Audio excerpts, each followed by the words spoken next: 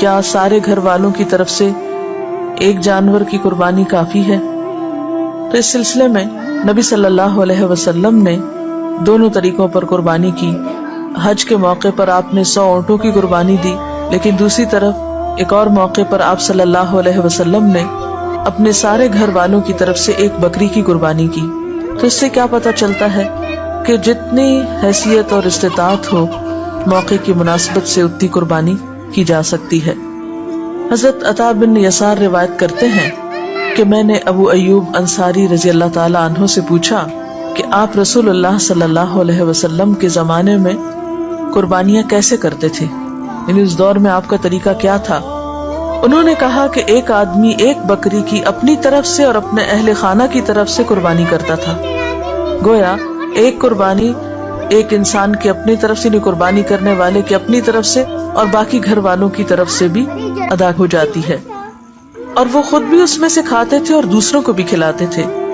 ہوتے ہوتے لوگ فخر کرنے لگے، یعنی صرف نمائشی طور پر پھر زیادہ سے زیادہ قربانیاں ہونے لگی اور نوبت یہاں تک پہنچ گئی جو تم دیکھ رہے ہو.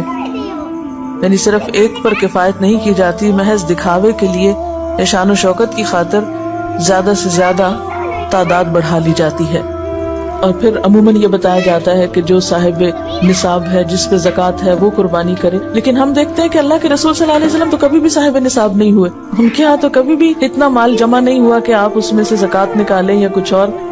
وہ تو جو آتا تھا دے ڈالتے تھے.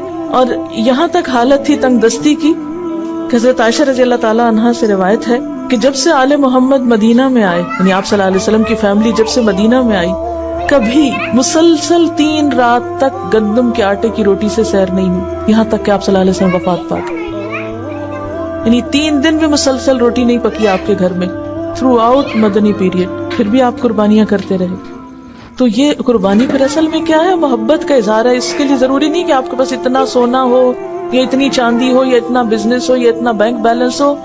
بس آپ دیکھیں کر سکتے ہیں تو کر لیں.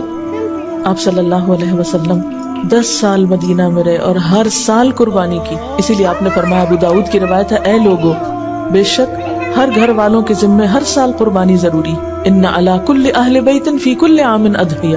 اب یہ الگ بات ہے کہ اگر بالکل پیسے نہیں ہیں اور مطلب نہیں کرنے کے قابل ایک بھی، تو کوئی بات نہیں، کیونکہ بہت لوگ بہت ہی غریب ہوتے ہیں. قربانی دراصل محبت کے اظہار کی ایک علامت ہے، اور اس کے لیے بہت زیادہ فقہی مسئلوں میں پڑھنا، اس پہ جائز ہے اس پہ ناجائز ہے، یہ کرے یا نہ کرے، وہ کرے یا نہ کرے، بہت کچھ پوچھنے کی ضرورت نہیں. اپنے آپ کو ٹٹولیں، دیکھیں کیا دے سکتے ہیں کیا نہیں دے سکتے، اور کر لیں جو